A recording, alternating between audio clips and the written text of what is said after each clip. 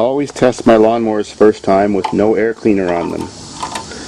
This way, if they're hard to start, I can dump a little gas in and prime them. I can also see exactly what the throttle's doing that's hooked up to the governor. And because this carburetor has the squeezy bulb to prime it, that means it has no choke. I can look in there and I can see if it's working. It is working. It's shooting fuel in. This particular type of carburetor is somewhat problematic. It's actually a plastic carburetor on an aluminum gas tank. Back here where the carburetor attaches to the intake manifold where it sits onto the gas tank, there's a wide section about that big across that has no screws in it, one on each end. The plastic warps in the middle, and the little diaphragm that's under here that makes the carburetor all work properly and sucks up the gas gets sucked in sideways, has a little wrinkle in it, and then when these engines run, they chug black smoke and they go put, put, put, put, put, put, put, put, and they rev up and down. Well, it just takes a little kit to fix it that costs $4. And there's what the kit looks like. It consists of one neoprene diaphragm and one black paper gasket. To reinstall the pull cover, let's see what year this was made. Third set of numbers, which is here, the first two digits say 94, so that tells me it was made in 1994. This is true for every Briggs & Stratton lawnmower ever made. Well, that means this lawnmower is actually older than Garrett and probably wiser too. Next I check to see how old the fuel is. Well, it has next to nothing in it, so that doesn't really matter, but the more dark yellow it is, the older it is.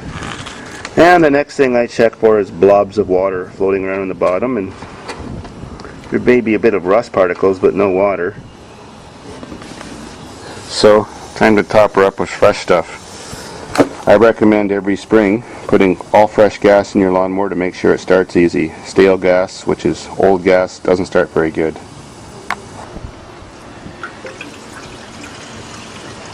Well, at the price of gas now, that lawnmower just stole $1 from me. And in my eyes, that's one less beer. Now, if you happen to have a Briggs & Stratton lawnmower that has the choke on it, of course that would be a plate that you would see there, they start very easily with a little trick. You always tip the lawnmower up and tilt the spark plug towards the ground and hold it for 2 seconds and then start it afterwards.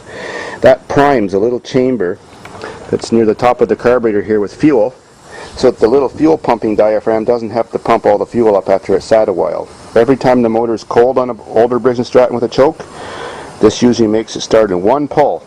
It's a great selling feature when you're selling lawnmowers because every lawnmower you walk up to and show the customer it starts in one pull, they think you're the best fixture guy in the world.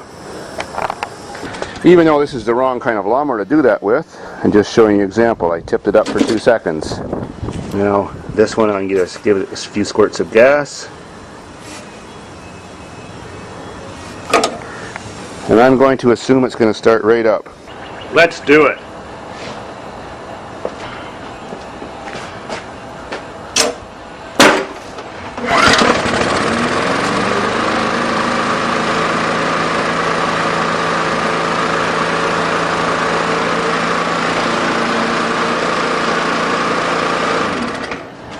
Well, just as I predicted, a one-pull wonder. Impressive for the customers. The way I sharpen 99% of any lawnmower I'm working on, I don't remove the blade. That's just too much work. If you use your cheapy little $20 angle grinder, you sharpen the blade with the back side of the wheel. Watch me. There's the cutting edge. If you hold the grinder on the blade like this and stroke it with the back side of the wheel, it puts exactly the same edge on it as if you took the blade off. Watch.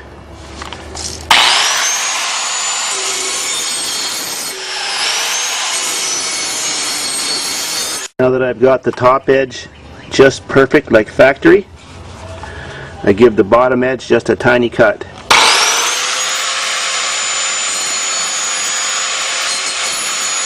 Every time when you tip any lawnmower to clean the grass out or to sharpen the blade with the muffler side pointing down, what happens is oil runs into the valve spring chamber. That's the valve spring chamber, this little pocket that's held on by 2 screws beside the muffler. Probably gets about that deep of oil in there, and there's supposed to be no oil in there. Well, the valve spring chamber has this little bump up there, and that's a PCV output, positive crankcase ventilation. That sends the smoke that's inside your crankcase, like all cars have too, back into the carburetor to get reburned. Well, if you go to start your engine immediately after you've stood it up from being tipped over, the oil that's in that spring chamber will blow up through the PCV tube and get blown right into the carburetor, choke the engine out, make all kinds of blue smoke, coat your spark plug, and even fill the air cleaner up with oil, and then cause it to run too rich because it's got too much suction with a clogged air filter. This is such a common thing. I think almost every person who has a lawnmower has done this. The trick is, after you've tipped your lawnmower, it doesn't hurt it one bit. Just let it sit for 4 or 5 minutes before you attempt to start it, and it will be as good as it used to be. We're off.